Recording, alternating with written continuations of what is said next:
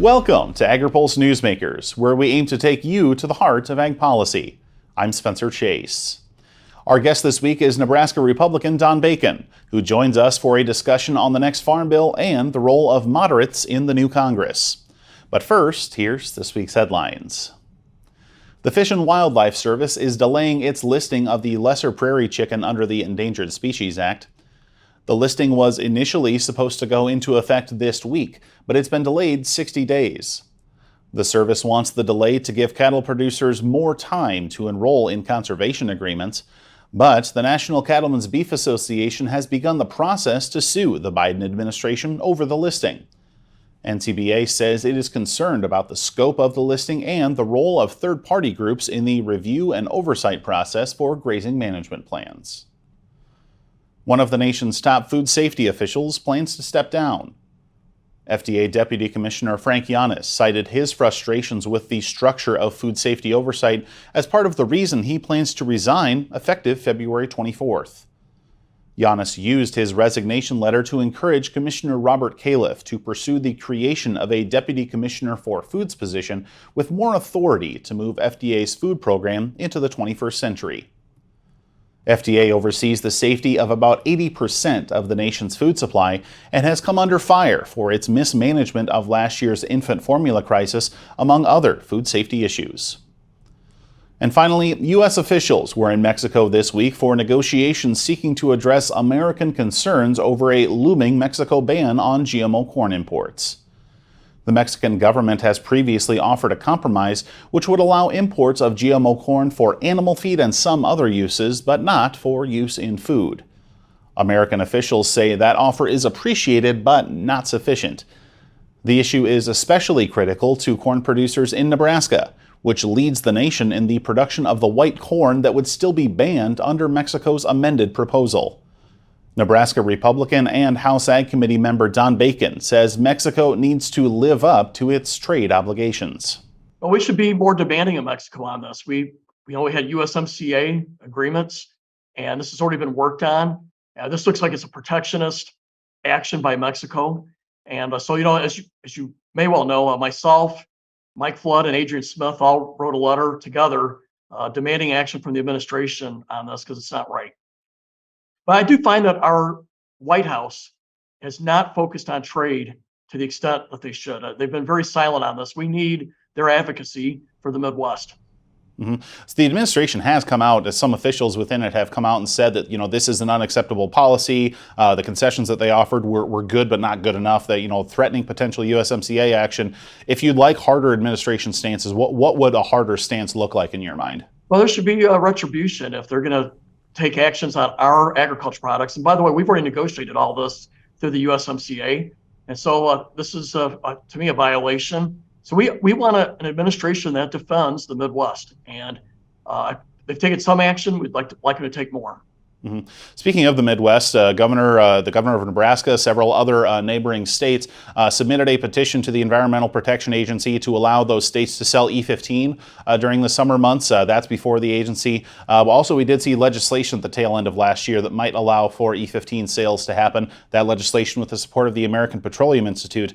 But I do wonder, what do you think are the prospects, given the timeline of potential summer sales here? What do you think would be the prospects for E15 action through the Congress or through the administration here? Well, these are things that we've voted on in the past, and the administration had committed to E15 all year long. So I would hope the prospects are good because we've already went through all the wickets. Joe Biden's already came out in favor of it, and this is very important for Nebraska. We're one of the top 2 states when it comes to ethanol production and ethanol sales. And it's very important for our corn growers, the whole biofuel industry. And so I'd like to think the prospects are good. But again, this administration's sort of up and down on this stuff. But we've already had their agreements. Let's make them live up to their commitments. We'll continue our Farm Bill conversation with Congressman Don Bacon right after this. Regenerative poultry production is a process by which nature can actually recapture and restore the energy that is being taken out of a space. Farm Credit helped Rahi build his dream of regenerative poultry farming and encouraging fellow immigrants to find community in agriculture. Nothing beats a farm. I'm just pursuing happiness. Learn more at farmcredit.com/beginning. At Bayer, we know possibility grows from the seed of a vision. That you can start small and still reach big dreams. That we can nurture the future in our schools to create innovations down the road. That rural communities aren't just farms, but all the people they feed. That's why Bayer partners with farmers to protect those ideas.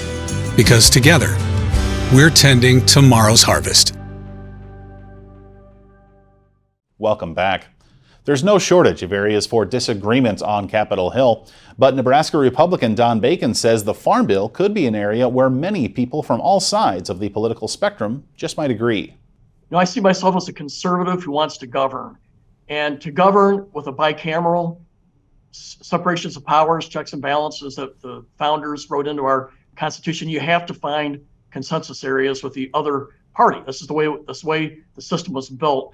Now, I think we should do pretty well on the farm bill myself. Yeah, we may lose some votes from the Freedom Caucus, but if we do this right, working with the Democrats, hopefully we'll be able to get bipartisan support, and losing some folks on the very left and the very right, hopefully won't make a difference. But right now it's too early to say. That one of the sticking areas will probably be with SNAP and work requirements, but we'll work through it, and we'll know more come around September and October. I think we should be able to get a farm bill because it's right for America, and we need it for our farmers and our ranchers.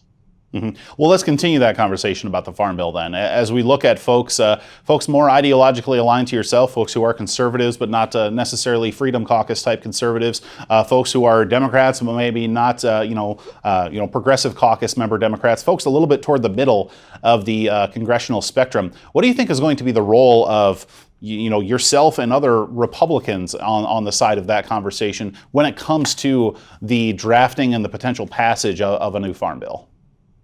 Well, we need to see consensus areas, and if there's a real big dividing point and we can't get, say, 218 votes out of the House, well, then we got to keep working on it till we get those rough edges sanded down and smoothed out.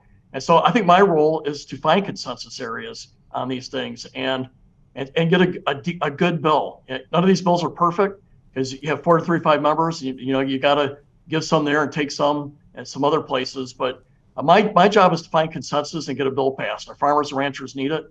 And that's what I do in other areas. I want to wrap up on this line of thinking. Of course, is probably the million, billion, perhaps $1 trillion question headed into this next Farm Bill, the level of available funding for the legislation. Some discussions about whether or not Budget Committee will be able to allocate more money for this Farm Bill. But what do you think is going to be the role of the dollar signs that you all will have to work with in determining what this final Farm Bill is going to look like? Well, we're going to know more coming out of this debt ceiling debate. And right now we're working on a budget. So it's a little early for me to say. My thinking is it's going to probably fall within inflation. So we'll probably have more of a steady budget, probably not a big increase. I don't think we'll get a significant decrease either, but it's a little early to say. And I think if we can keep spending within inflation, that is, I think, an initial progress when it comes to the Republican agenda. We've been spending way over inflation the last 2-4 years, actually. And it's time that we bring it within range. But if we keep it within inflation, these are not draconian cuts. It's actually just sort of a, steady state. But we'll see. We're working on a budget now, and we're working on the debt ceiling debate. And so we're going to get some more information on this. We'll see the forecast better here in about a month. Congressman Bacon, thanks for joining us. Thank you. We'll be right back to hear from this week's panel, but first, our Hannah Pagel takes a look at the nation's egg prices in this week's Ag by the Numbers. Industry analysts say egg prices won't get cheaper anytime soon because of the sustained impact of highly pathogenic avian influenza. This chart shows how egg prices climbed in 2022 in relation to the spread of the disease. USDA reported a total of 718 outbreaks of the disease in 2022. Seasonal migratory patterns are key in spreading the disease, with almost half the detections in the spring months and just over 41% were detected in the fall. Some of the most recent outbreaks happened when the industry was trying to produce more eggs to keep up with the holiday baking season. The national average price for a dozen eggs hit $4.25 in December, much higher than a year earlier when the Bureau of Labor Statistics say prices were about $1.79. USDA says nearly 43 million egg-laying hens were lost to the disease itself or to depopulation since the outbreak began last February. You can read more about the impacts of bird flu on egg prices in Jackie Fadka's article on Agri-Pulse.com. For Agri-Pulse, I'm Hannah Pagel. Farmers are always there for each other. We shed tears together, we celebrate together, but we also grow together. Farm Bureau is the largest general farm organization in the country. We have the farmers' back. If you're a farmer and you're not a member, we would welcome you into our Farm Bureau family. And if you want to know more about agriculture, come be part of this great family. Every morning, American corn farmers roll their sleeves up and start the work of growing a better future, one bushel at a time, with America's crop. A better future made possible by their unmatched sustainability practices and the extraordinary benefits and uses of corn throughout the global economy. And the National Corn Growers Association proudly supports and advocates for all they do, year in and year out. Welcome back to Agri-Pulse Newsmakers, where we are going to continue our discussion on the Farm Bill and sort of the political climate facing this new Congress with a panel of folks who will be dealing with that Congress quite a bit. Joined this week by Lia Biondo with the U.S. Cattlemen's Association, Bev Paul with Davenport Policy, and Geoff Cooper with the Renewable Fuels Association. Appreciate all of you taking the time to join us. And Bev, I want to go to you first because as we reflect back to the beginning of January, we saw that prolonged speakership battle, and we saw as a result of that a number of concessions made to some more conservative members of the Republican Party, but also some moderates in that party were speaking up and kind of expressing some of their frustration with how the process was going. And I wonder, as we look at this in kind of a Farm Bill context, how much muscle do you think the moderates are going to be able to flex in an era of, so much polarization on both sides of the aisle? Well, I would hope that the moderates in the House, would take a little bit of a lesson and try to organize themselves in the way that some of the other members have. I mean, you could see it's a House of 435 members. You had 20 who were able to hold up, even what used to be a very simple process of electing their speaker. So, 20 is not a huge number. 20 is not 200. There are certainly that many moderates. There are some very moderate members on the House Ag Committee on both sides. So certainly the opportunity exists for those kind of, partnerships to be developed, but they'll have to be intentional, and I hope they will do it. Mm-hmm. What do you think that kind of organization would mean in a Farm Bill context? Oh, well, it'll mean everything on the House side. We've seen it on the Senate side. What was the vote on the Farm Bill in the Senate last time? Something like 86 votes or something, and now Chairwoman Stabenow is telling everybody she wants 87 this time, so she wants more. That was intentional. It was intentional from the start. I think it takes a lot of listening and a lot of leadership. And I hope that the House Ag Committee can follow the same path. Mm-hmm. Well, and now we look at the current arrangement, the current party control of Capitol Hill, obviously a Republican House, a Democratic Senate, very slim margins on both sides. And Geoff, that's where I kind of want to bring you in here because maybe I'm getting a little philosophical here, but is that split control, maybe a hindrance because nothing's going to move, or is it perhaps a good thing because it perhaps, keeps anything bad from moving? What's your take on that? Well, I think it's a little bit of both, Spencer. There are certainly things that we want to protect, policies that we want to protect, and keep any mischief from happening. And certainly the renewable fuel standard is one of those. And so the current dynamics in Congress actually bode well when you're trying to hold the line and protect existing statute and existing law. But in terms of getting new things done, it's going to be very difficult. I think that the first week of this new Congress set expectations very low. As Bev said, it took 15 votes to elect a speaker. Now we've got the debt ceiling debacle playing out, very tight margins in both chambers. I think to get anything done, it's going to take compromise. It's going to take genuine bipartisanship. It's going to take cooperation. And those are just not characteristics we've seen in Congress in the last few years. We're hopeful, though, that biofuels and perhaps the Farm Bill are the types of policy that could help bridge that divide and could attract the bipartisan cooperation necessary to actually get a few things done. Mm-hmm. Well, and you mentioned bipartisan cooperation there. We did see some bipartisan cooperation last year on some potential reforms to the nation's cattle policy. We saw quite a bit of action, quite a bit of momentum in 2022, but some of those reform efforts did end up falling short. So, Lia, I do wonder, as you look at the prospects for reform and keeping in mind that we are in a farm bill year, what do you think, given the current legislative environment, would be the prospects for some of these big, broad reforms that were pushed for in 2022 to maybe happen in 2023? You know, Spencer, as Bev and Geoff were talking, I was thinking about how well the U.S. Cattlemen's Association's fared under both Democrat and Republican leadership. We were founded as an organization that works bipartisan with both sides of the aisle. And so I think we're going to continue doing that. You know, we're not worried about this split Congress. We think actually it might even give us more of a benefit because strong bipartisan legislation is what is going to move in the next year. We'll be right back with more from our panel right after this. It's not as simple just to wake up one day and go, I want to be a conservation farmer. You're changing how your farming practice is done. You're changing your operation. Farm Credit supported John and Kelly Watley as they shifted to more sustainable farming, improving the environment where they farm and live. Learn more at farmcredit.com/climate. Don't miss the must-attend policy event of the year. Register now for the 2023 Agri-Pulse Ag and Food Policy Summit.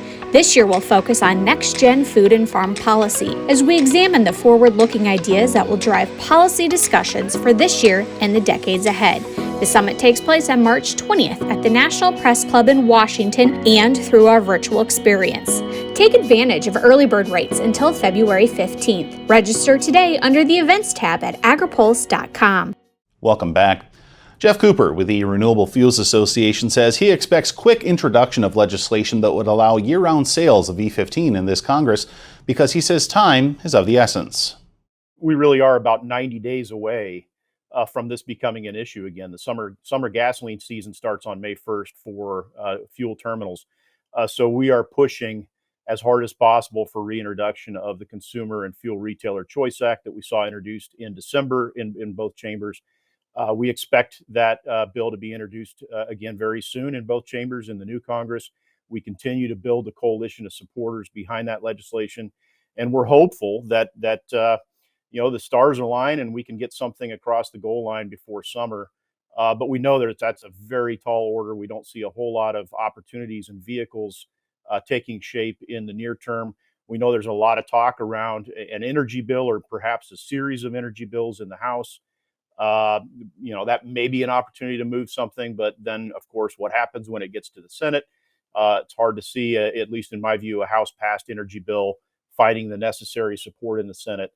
So we've got a large task in front of us, but we're going to be looking for any opportunity to move what has been bipartisan legislation to get E15 and get that barrier removed to the summertime use of that fuel. So as we look at kind of the long list of legislative proposals and legislative agendas that a lot of folks are going to have in this current Congress, the Farm Bill obviously being at the top of that list for agricultural policy watchers. And Bev, as we look at the fact that we do have, again, this current legislative environment that we've discussed, we've seen what some folks would call reform efforts, some folks would call them slashing efforts to things like crop insurance, the sugar program, kind of a lot of these individual line items within the Farm Bill. Given this current environment, do you think any individual part of the Farm Bill might be particularly vulnerable? Well, I think you're already seeing out of House Republicans, indications that Farm Bill spending is in a little bit of jeopardy with this whole kind of debt reduction fervor going on over there. I mean, I look at the Farm Bill. I was reviewing some of the things that I've read in the press in the last few weeks about what we need to be trying to accomplish in farm policy in the next Farm Bill. We had Secretary Vilsack pointing out just last week that while 2022 was a record year for farm income, more than half of all farms actually had negative farm income. You can think about trying to solve the problems that are in front of you, or you can think about really just trying to retrench and hang on to what you've got. I hope that the ag committees are going to take a view of, what are the problems we're trying to solve? We know that 35% of the Corn Belt has already lost all of its topsoil. We know that, again, like Secretary Vilsack said, half of all farms have negative farm income. But we've got stuff to do. So I hope we don't just have a conversation about the money and entrenched programs and how we need to, just protect what we've got. When instead, what we really need to be talking about is what are the problems in front of us? How are we going to solve them in this piece of legislation that's going to last for another 5 years? Mm-hmm. Well, and one of the problems that's in front of this current Congress and in front of the agricultural community as a whole is sort of a lack of familiarity with the legislation in the first place. You look at the amount of turnover that's taken place since 2018. A lot of folks on Capitol Hill not familiar with the Farm Bill process. And Lia, as I can't imagine you've had the opportunity to speak to every single freshman that has come onto Capitol Hill since the beginning of January. But based on the conversations that you have had, what is the education process going to look like to get some of these members up to speed on the Farm Bill process? I think not only new members, but standing members need a re-education on the Farm Bill too, especially for the livestock sector. The livestock industry was given its own title in the 2008 Farm Bill, but it was moved back to the miscellaneous farm title later on in 2012. So these are just some of the small intricacies that I think are really going to be important when we educate both new and returning members of Congress. Especially when we're talking livestock policy, because there is so much of that, as Bev said, entrenched farm programs. But we also need to continue to look ahead and we can take some of this input that the new members are going to have and put it to work. Just because they are new to Capitol Hill doesn't mean that they don't have valid ideas. And so our members have been working with their members of Congress to really educate them on the issues that are out there right now. And one of those being the current state of consolidation within the livestock industry, the lack of opportunities to really participate in a fair market. And so those are some of the things that we're going to be looking at, both as we're educating new members and then as we look ahead to the Farm Bill. So several things that need to happen before a farm bill can be considered, perhaps passed and signed into law. A number of things that will need to happen from the various corners of the folks representing this panel, the industries that they represent on Capitol Hill. It's going to be an exciting process watching the year 2023 unfold. But Lia, Bev, Geoff, thanks for joining us. We'll be right back with more Agri-Pulse Newsmakers, but first, our Hannah Pegel takes a look at the state of drought in the country in this week's Map It Out. Recent precipitation has improved drought conditions for some parts of the country, but other areas are still dry. This map from the U.S. Drought Monitor shows the current state of drought across the country in red and dark brown. You can see drought is prevalent in both the west and across parts of the high and southern plains. Conditions in the west have been improving in the past 3 months and were shifted in a big way by recent heavy rainfall and snowfall. Despite the precipitation, many larger reservoirs are still below the historical average for this time of year. As for other parts of the country, large portions of Nebraska, Kansas, and Oklahoma remain in either exceptional or extreme drought conditions. Experts believe conditions may improve after the spring snow melts, but right now it's hard to tell how much of an impact that will have. Drought conditions are also getting worse in Texas, where temperatures have been higher than normal and precipitation has been well below normal. For Agri-Pulse, I'm Hannah Pegel. The Senate and House Ag Committees are busy working on the next Farm Bill, which will cover commodities, specialty crops, livestock, and more. This legislation will impact every farmer, rancher, and rural business for the next 5 years. Make sure you don't miss insights and analytics that only Agri-Pulse and its top-notch team of well-connected experts can provide. Register today for a free trial at agripulse.com and click the subscribe button, or email us at pam@agri-pulse.com. You don't want to miss this Farm Bill coverage. Looking closer, seeing further. That's how we do it. At Curious Plot, we're driven to find what's next for agriculture, animal care, and food. We stay curious because that's what it takes to grow understanding. That's how we plot strategies and tell stories that get results time after time. Marketing, communications, and consulting that look closer and see further. Curious Plot. We can't wait to help you tell your story. Thanks again for tuning in for another episode of Agri-Pulse Newsmakers. Before we let you go, here's what's on the horizon for the upcoming week. The Senate Ag Committee will hold an oversight hearing on trade and horticultural issues in the Farm Bill. We're also expecting news from the FDA on how it plans to restructure its human foods program. And finally, I'm headed to New Orleans for the Cattle Industry Convention. Hope to see many of you there. My colleagues and I will have the latest throughout the week on agripulse.com. For Agri-Pulse Newsmakers, I'm Spencer Chase. Have a good one. Newsmakers is a production of Agri-Pulse Communications. For more ag policy news, visit agripulse.com. You can also find our new content on YouTube and wherever you get your podcasts. Don't forget to follow Agri-Pulse and our correspondents on social media to get breaking news and more.